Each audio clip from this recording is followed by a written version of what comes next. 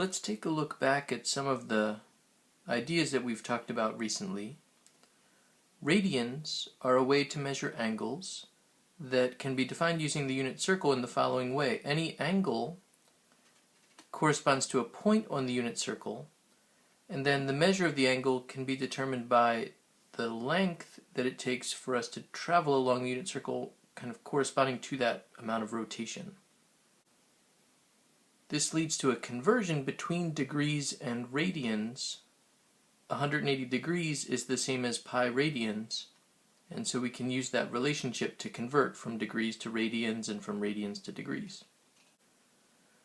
It's important to realize that radians are the default angle measure, and so we need to declare when something is expressed in degrees, because if we don't, the default is really to suggest that we're talking about radians.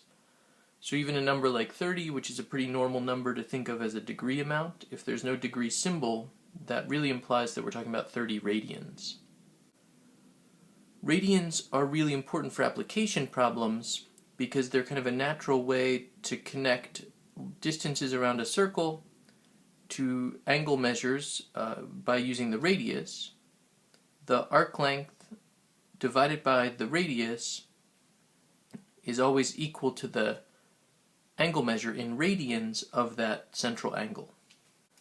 So in this formula, in this arc length formula, let me emphasize that the theta amount is in radians. We can also use this formula to think about speeds, velocities. Say a bicycle is traveling down the road, the wheels are turning at a certain angular velocity and the bike is moving at a certain linear velocity. And the relationship between the speed of the rotation and the speed of the bicycle is related with the angle formula here, the angular velocity formula. Another idea that we've talked about recently are special points on the unit circle. There are 16 kind of nice points in the sense that they have exact trigonometric function values.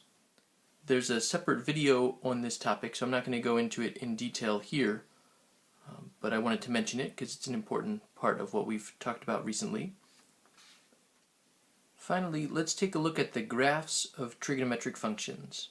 An important part of this course is to be familiar with the basic shapes of the 6 trigonometric functions, the basic shapes of their graphs. In general, the idea here is a trigonometric function takes an angle measure as an input and gives us a ratio as an output.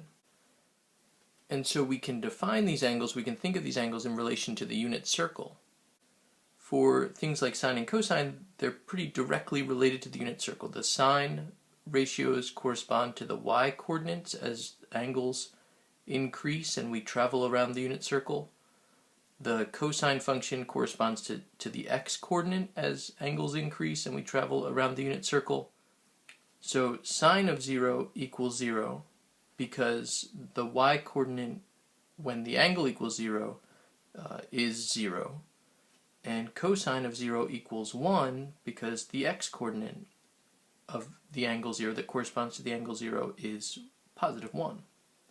So understanding kind of the general shapes of those and being able to create them on your graphing calculator is a useful tool and something you should practice.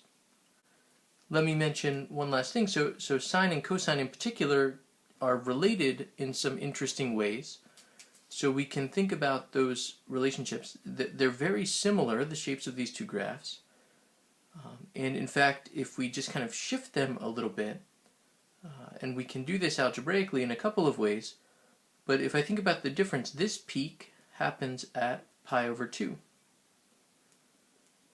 And so if I can shift that pi over 2 units to the left, it becomes exactly the same as cosine.